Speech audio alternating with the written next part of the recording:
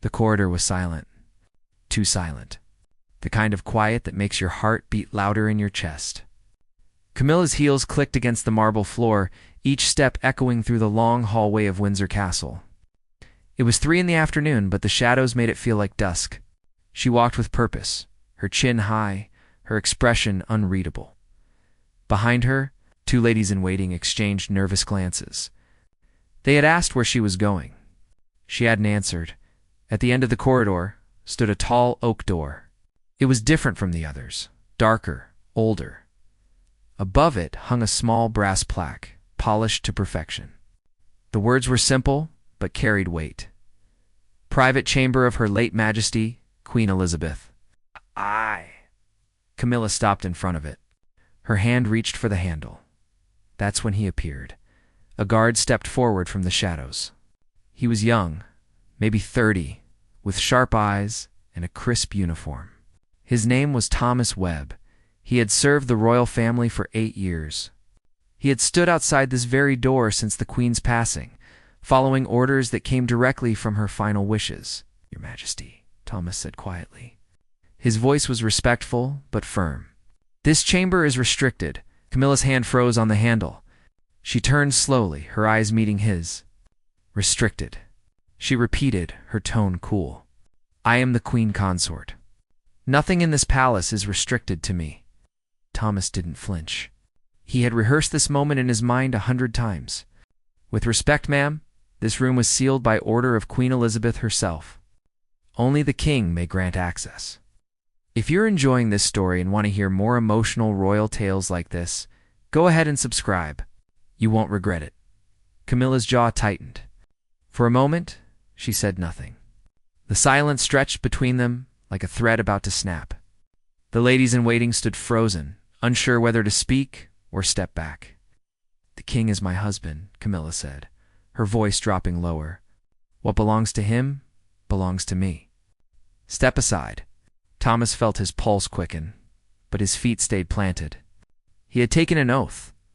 Not to the crown, not to the title, but to the woman who had worn it before. Elizabeth had been specific in her instructions. This room was not to be entered without Charles's direct personal approval. No exceptions. "I cannot do that, ma'am," Thomas said. His voice was steady, but inside he was bracing for the storm. Camilla's eyes narrowed. She wasn't used to being told no. Not anymore. For years, she had fought for her place in this family. She had endured the whispers, the comparisons, the cold shoulders. And now, as Queen Consort, she expected the respect that came with the role, but this door, this room, it was a line she hadn't expected. "You understand who you're speaking to?" Camilla asked, her voice sharp now. "I could have you removed from this palace within the hour." Thomas swallowed hard. He could feel the weight of her words, but he also felt the weight of his duty. "I understand, ma'am. But my orders stand." Camilla stared at him for a long, cold moment. Then, without another word, she turned on her heel and walked away. Her footsteps were faster now, angrier. The ladies-in-waiting hurried to keep up. Thomas exhaled slowly, his hands trembling at his sides. He had just defied the Queen Consort, and he knew, deep down, that this was only the beginning. What he didn't know was that Camilla was heading straight to the king's office, and when Charles heard what had happened, everything would change. King Charles was sitting at his desk when Camilla stormed in. He didn't look up at first. He was reading through a stack of documents, his reading glasses perched on his nose, a pen in his hand. The afternoon light filtered through the tall windows, casting long shadows across the room. "Charles," Camilla said sharply. He looked up, startled by her tone. He knew that voice. It meant trouble. "What's wrong?" he asked, setting the pen down. Camilla closed the door behind her, harder than necessary. Her face was flushed, her composure cracked. "I was just humiliated in the corridor." "By a guard?" Charles frowned. "Humiliated. What are you talking about?" "Your mother's chamber," Camilla said, her words clipped. "I tried to enter, and some guard blocked my way. Told me I needed your permission. As if I'm a stranger in my own home." Charles leaned back in his chair, his expression shifting. He wasn't angry. Not yet. But there was something careful in his eyes now.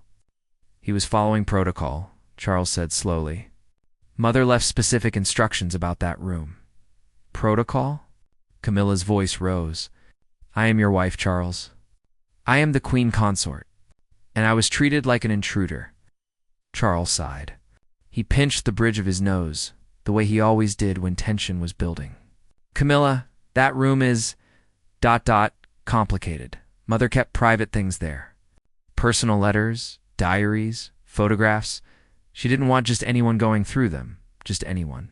Camilla repeated, her voice cold. Is that what I am to you? Just anyone? That's not what I meant, Charles said quickly. He stood up, moving toward her. You know it's not. But this is about respecting her wishes. She's only been gone a few months. We need to give it time. Camilla turned away, staring out the window. Her hands were clenched at her sides. Your mother never wanted me here, Charles. We both know that. And now, even in death, she's still keeping me out. There is pain in her voice. Real pain. Charles heard it. He stepped closer, placing a hand on her shoulder. That's not true, he said softly. She came to accept you. In her own way. Camilla didn't respond. She didn't believe him. How could she? She had spent decades on the outside, waiting. And now, even as queen consort, there were still doors that wouldn't open for her. I want that guard removed, Camilla said quietly, but her tone was ice. He disrespected me. He embarrassed me in front of my staff. If you won't do it, I will. Charles pulled his hand back. His jaw tightened. Camilla, he was doing his job. His job is to serve the royal family, she snapped, turning to face him. Not to pick and choose who deserves respect. Charles stared at her. For the first time in a long time, he felt caught. Pulled between two worlds. His mother's legacy and his wife's expectations. He loved Camilla. He had fought for her, defended her, married her, despite the world's judgment. But his mother. Elizabeth had been the center of his entire life. Her wishes still held weight. Even now, I'll speak to him, Charles said finally. That's not enough, Camilla said. I want him reassigned. Or dismissed. Camilla, Charles. If you don't stand with me on this, then where does that leave us? The question hung in the air. Heavy, dangerous. Charles felt his chest tighten. He didn't want to fight her. He was tired of fighting. But something about this felt wrong. Thomas Webb wasn't a villain. He was a loyal servant. And the order he had followed came from the Queen, from Elizabeth. To override that felt like betraying her. But Camilla was his wife. His partner. The woman who had stood by him through scandal, through judgment, through years of waiting. I'll handle it, Charles said quietly. But I need to do it my way. Camilla studied his face for a long moment. Then she nodded, though her expression didn't soften. Fine, but handle it quickly. She left without another word. Charles stood alone in his office, staring at the closed door. His hands were shaking. He picked up the phone on his desk and dialed the head of palace security. I need to speak with Thomas Webb, he said, his voice low. Send him to me, now. Somewhere in the castle, Thomas was still standing outside the Queen's chamber. He didn't know it yet. But his life was about to change forever. Thomas stood outside the king's office, his heart pounding. He had been summoned. The words from the head of security had been short and cold. The king wants to see you, immediately. He knew what this was about. Camilla had gone straight to Charles. And now, Thomas was about to face the consequences. The door opened. A private secretary gestured for him to enter. Thomas stepped inside, his polished boots silent on the thick carpet. The office was grand but warm. Dark wood, old paintings, shelves lined with books. And at the center of it all, sitting behind a heavy oak desk, was King Charles. He looked tired. Older than he had seemed just weeks ago. The crown weighed heavy on more than just the head. Your Majesty, Thomas said, bowing slightly. Charles waved a hand. Sit, please. Thomas hesitated, then sat in the chair across from the desk. His posture was stiff, formal. His hands rested on his knees. Charles didn't speak right away. He studied Thomas for a moment, his fingers steepled in front of him. The silence stretched. "You refused the queen consort entry to my mother's chamber?" Charles said finally. His tone wasn't angry. It was measured, careful. "Sir," Thomas said. "I followed the queen's standing orders." "I'm aware," Charles said, "but my wife feels you were disrespectful." Thomas felt his stomach drop. "Sir, I meant no disrespect. I was simply—" Charles held up a hand. "I'm not questioning your intentions, Thomas. I'm trying to understand the situation." Thomas swallowed hard. He chose his words carefully. "Queen Elizabeth gave me direct instructions before she passed. She said that room was not to be entered without your personal, verbal approval. No one else's. Not staff. Not family. Only yours." Charles nodded slowly. "She told me the same thing." "With respect, sir, I was only doing what she asked." Charles leaned back in his chair. He looked toward the window, his expression distant. "My mother was a woman of order rules. She believed in them deeply. But she's gone now, Thomas. And the woman who sits beside me as queen consort believes she was publicly embarrassed." Thomas's jaw tightened. He could feel where this was going. "Am I being dismissed, sir?" Charles looked at him, and for a moment there was something almost apologetic in his eyes. "I don't want to dismiss you. You've served this family honorably, but I need to make a decision that keeps peace in my household." Thomas felt a surge of frustration rise in his chest. "So you're choosing her over your mother's wishes?" The words came out before he could stop them. The room went cold. Charles's expression hardened. He sat forward, his eyes locking onto Thomas. "Careful," he said quietly. "You're speaking to your king." Thomas's face flushed. "Forgive me, sir. I spoke out of turn." But Charles didn't dismiss him. Instead, he stood and walked to the window, his hands clasped behind his back. For a long moment, he said nothing. The light outside was fading. Dusk was settling over the grounds. "Do you know why my mother sealed that room?" Charles asked, his voice softer now. Thomas hesitated. "No, sir." Charles turned to face him. "Because she knew what would happen when she was gone. She knew people would go through her things. Her letters, her memories. She wanted to protect them. To protect herself, even after death." Thomas listened, silent. "But she's not here anymore," Charles continued. "And I have to live in the world she left behind. A world where I am king and Camilla is my queen consort. And if I let old rules divide us, then what kind of king am I?" Thomas felt a knot forming in his throat. He understood what Charles was saying, but it still felt wrong. "I'm not dismissing you," Charles said finally, "but I am reassigning you. You'll be moved to a different post, one where your loyalty and service can be better appreciated." Thomas stood slowly. "And the chamber, sir?" Charles sighed. "I'll handle it." Thomas nodded. He wanted to argue.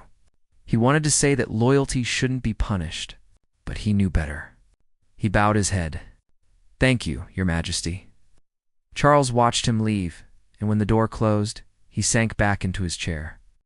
His head fell into his hands. He had just chosen his wife over his mother's memory, and he wasn't sure he'd ever forgive himself for it. But what he didn't know was that inside that sealed chamber, there was something Elizabeth had left behind. Something Camilla was desperate to find. And once that door opened, nothing would ever be the same. 2 days later, the door to Queen Elizabeth's private chamber was unlocked. Charles had given the order himself. He stood in the hallway, holding the old brass key in his hand. It was heavy. Heavier than it should have been. Camilla stood beside him, her face composed but eager. She had waited for this moment. She had pushed for it. And now, finally, it was here. "Are you sure you want to do this?" Charles asked quietly. Camilla looked at him, her expression firm. "Yes, I need to see it." Charles nodded. He slid the key into the lock. It turned with a soft click. The door swung open slowly, the hinges creaking. The air that rushed out was old and still, like opening a tomb. Inside, The room was dim. Heavy curtains blocked the sunlight. Dust floated in the thin beams of light that managed to slip through. The furniture was covered in white sheets, ghostly and silent. A desk sat near the window. Shelves lined the walls, filled with books, photographs, and small mementos. Camilla stepped inside first. Her heels were muffled by the thick carpet. She looked around slowly, taking it all in. Charles followed, but he stayed near the door, reluctant to go further. "This is where she spent her private hours," Charles said softly. "Away from the world. Away from duty." Camilla moved toward the desk. She ran her fingers along the edge, leaving a trail in the dust. On top of the desk was a leather journal, closed and bound with a ribbon. Beside it, a stack of letters tied together with string. "What are these?" Camilla asked, reaching for the journal. "Don't," Charles said quickly. "Too quickly." Camilla paused, her hand hovering over the journal. She turned to look at him. "Why not?" Charles hesitated. "Because those are hers. Her private thoughts. They weren't meant for us." Camilla's eyes narrowed. "She's gone, Charles. And these belong to you now." To us, Charles didn't respond. He felt trapped between two loyalties again. Respect for his mother. Support for his wife. Camilla picked up the journal. She untied the ribbon slowly, her fingers trembling slightly. Charles wanted to stop her, but he didn't. Couldn't. She opened the journal. The pages were filled with Elizabeth's handwriting. Neat, precise. The words of a woman who had carried the weight of a nation on her shoulders for 70 years. Camilla scanned the first few pages.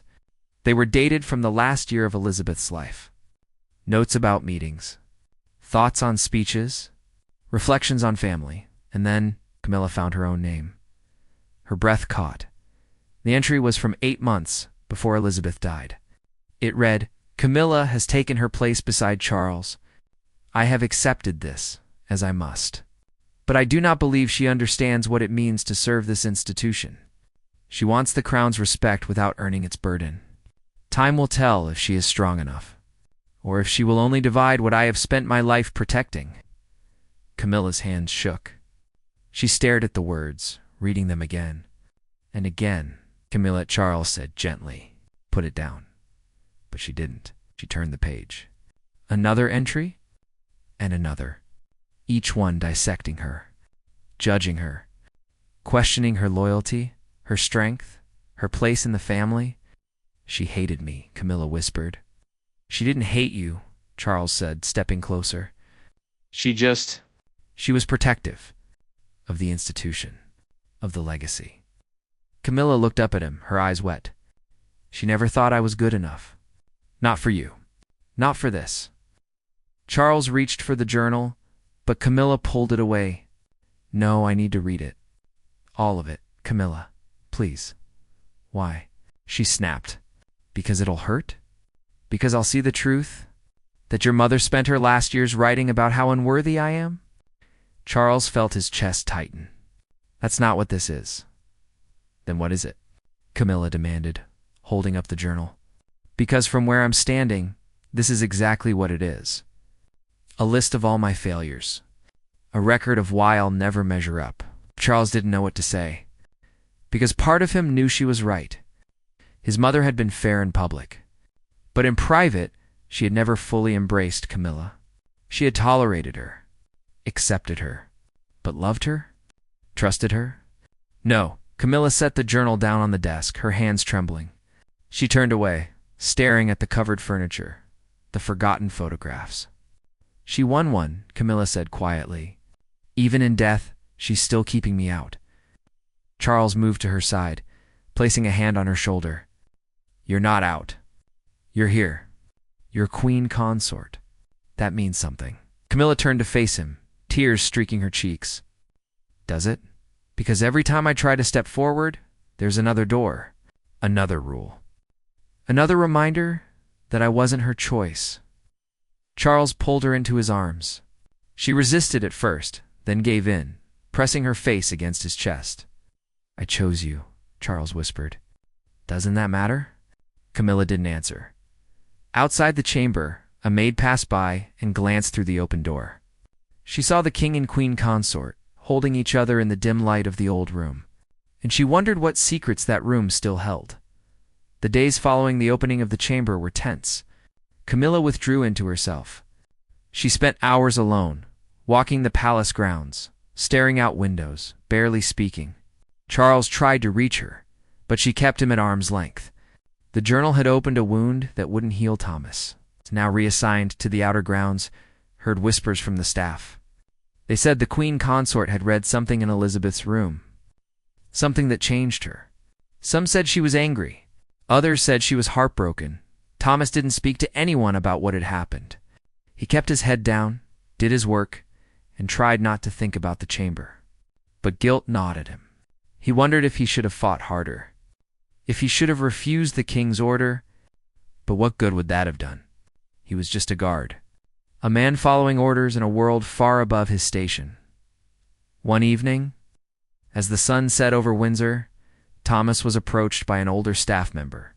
Her name was Margaret. She had worked for the royal family for 40 years. She had served Elizabeth directly. "You were the one who stood at that door, weren't you?" Margaret asked, her voice quiet. Thomas nodded. "I was—" Margaret looked around to make sure no one was listening. Then she leaned in. "The Queen told me once, just before she died, that there were things in that room that needed to stay hidden. Not because they were shameful, but because they were hers, the last piece of herself that belonged only to her." Thomas frowned. "What kind of things?" Margaret hesitated. "Letters. From people long gone, thoughts she never shared with anyone, and ... a will." Thomas's heart skipped. "A will? You mean not the official one?" Margaret interrupted. "A personal one. Instructions for Charles. About the family. About the future. About who she trusted. And who she didn't." Thomas felt a chill run down his spine. "Does the king know?" Margaret shook her head. "I don't think so. She sealed it herself. Told me it was only to be opened if Charles ever doubted his path. If he ever lost sight of what mattered." Thomas stared at her. "Why are you telling me this?" Margaret's eyes were sad. "Because you were loyal to her. And because I think someone needs to remind the king what she wanted, before it's too late." Before Thomas could respond, Margaret walked away, disappearing into the long shadows of the corridor. That night, Thomas lay awake in his small quarters. His mind raced. Should he go to the king? Should he tell him about the will? Or would that only make things worse? Meanwhile, in the palace, Camilla sat alone in her private sitting room. A glass of wine sat untouched on the table beside her. She was holding the journal again. She had taken it from the chamber without telling Charles. She couldn't stop reading it. Entry after entry. Elizabeth's neat handwriting. Her observations, her doubts. One passage stood out. It was dated just 3 weeks before Elizabeth's death. "I have made my peace with Charles's choice. He loves her, and that must be enough. But I worry for the monarchy. Camilla does not understand sacrifice. She does not understand duty. She believes the crown is a prize to be won. But it is a burden to be carried. And I fear that when the time comes, she will choose comfort over duty. And the institution I have protected for 70 years will begin to crumble." Camilla closed the journal, her hands shaking. She felt rage, and sorrow, and something else. A determination. She would prove Elizabeth wrong. She would show the world that she was strong, that she belonged, that she was worthy. But deep down, she knew the truth. Elizabeth's words had cut deeper than any public scandal ever could, because they came from the one person whose approval she had always secretly wanted. And now that approval would never come. The next morning, Charles found Camilla in the chamber again.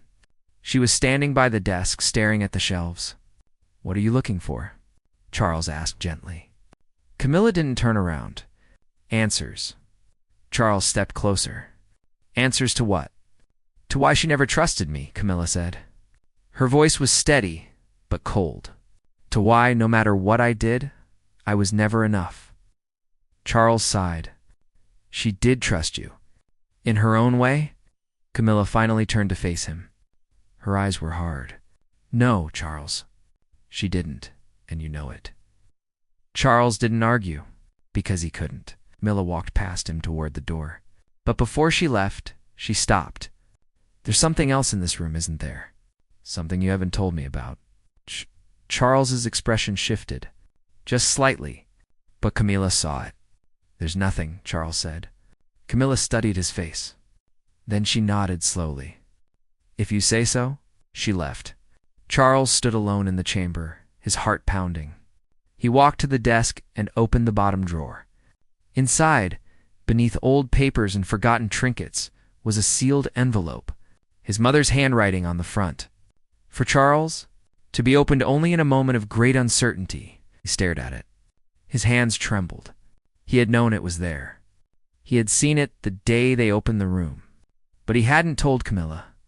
He hadn't told anyone, because he was afraid of what it might say. Charles sat at his mother's desk, the sealed envelope in his hands. The room was silent, except for the faint ticking of an old clock on the mantel. His fingers traced the edges of the paper. He had carried this letter in his mind for days, afraid to open it, afraid of what truth it might hold. He broke the seal. Inside was a single sheet of paper, folded neatly. His mother's handwriting filled the page. He began to read. My dearest Charles, if you are reading this, it means you have reached a moment where the path ahead is unclear. I want you to know that I have always believed in you. You were born to be king, and you will serve with honor. But I must speak plainly about something that weighs on my heart. Camilla is your choice, and I respect that. But she is not like us. She was not raised for this. She did not spend her life preparing to serve, and I fear that in the years to come, she will struggle under the weight of what this role demands. You must be her strength, Charles, but you must also be the strength of the institution. Never let personal love cloud your duty to the crown. The monarchy is bigger than any one person. Bigger than you, bigger than her. Protect it, even when it hurts, even when it costs you. Your mother, Elizabeth. Charles lowered the letter, his vision blurred by tears. He felt the weight of her words pressing down on him. She had written this knowing he would read it at a moment like this, a moment when he was torn, and she had given him an answer. But it wasn't the answer he wanted. He folded the letter carefully and placed it back in the envelope. He sat there for a long time, staring at nothing, feeling everything. Outside the chamber, Thomas was finishing his rounds. He had decided not to tell the king about Margaret's words. It wasn't his place. He was just a guard. His job was to follow orders, not to interfere in royal affairs. But as he passed by the chamber door, he saw it was slightly open. Light spilled into the corridor. He paused, then stepped closer. Through the gap, he could see King Charles sitting at the desk, his head in his hands. Thomas hesitated. Then he knocked softly. Charles looked up, startled. Yes. Thomas stepped inside, bowing his head. Forgive me, Your Majesty. I didn't mean to intrude. I saw the light and wanted to make sure everything was all right. Charles wiped his eyes quickly, composing himself. I'm fine, Thomas. Just ... Sorting through old things? Thomas nodded. He started to leave, but then stopped. Sir, if I may speak freely? Charles looked at him, surprised. Go ahead. Thomas chose his words carefully. I know I was reassigned because of what happened at this door, and I understand why. But I want you to know that I never meant any disrespect. I was just trying to honor the Queen's wishes. Your mother's wishes. Charles's expression softened. I know, Thomas, and I'm sorry. You were put in an impossible position. Thomas nodded. Thank you, sir. He paused. If I can say one more thing, the Queen believed in duty above all else. She believed that the crown was a responsibility, not a privilege, and I think she would want you to remember that, no matter how hard it gets. Charles stared at him. For a moment, he saw his mother in Thomas's words, the same loyalty, the same unwavering commitment to something greater than oneself. Thank you, Charles said quietly. You're a good man, Thomas. Thomas bowed and left the room. Charles sat alone once more. He He thought about his mother's letter, about Camilla's pain, about the impossible balance he was expected to maintain. The next day, Charles called Camilla to his office. She came reluctantly, her expression guarded. "I need to tell you something," Charles said. "About the chamber?" Camilla tensed. "What is it?" Charles pulled out the envelope and handed it to her. "My mother left this. I read it yesterday."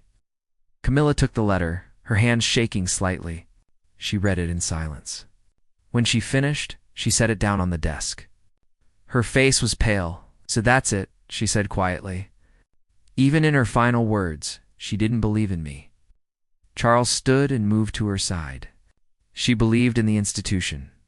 That's what she always put first. "But Camilla, I'm not her. I'm not going to sacrifice you for the sake of tradition." Camilla looked up at him, tears in her eyes. "Then what are you going to do?" Charles took her hands in his. "I'm going to stand beside you. I'm going to support you. But I also need you to understand what this role demands. It's not just about titles and ceremonies. It's about service, sacrifice, putting the crown before yourself." Camilla pulled her hands away. "I know that, Charles. But it's hard to serve something that never wanted you in the first place."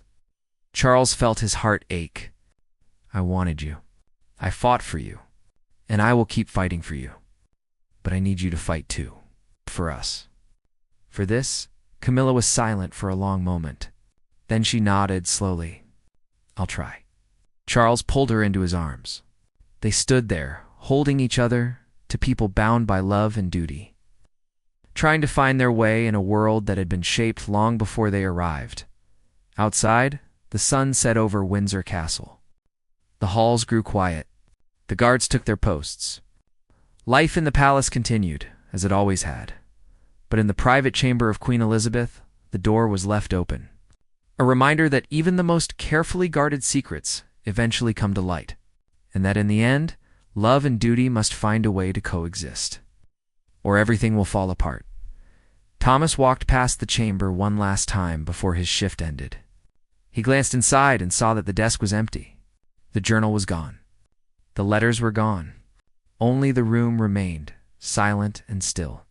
He wondered if the king and queen consort would find peace. He hoped they would. But he also knew that some battles are never truly won. Some wounds never fully heal. And some doors, once opened, can never be closed again.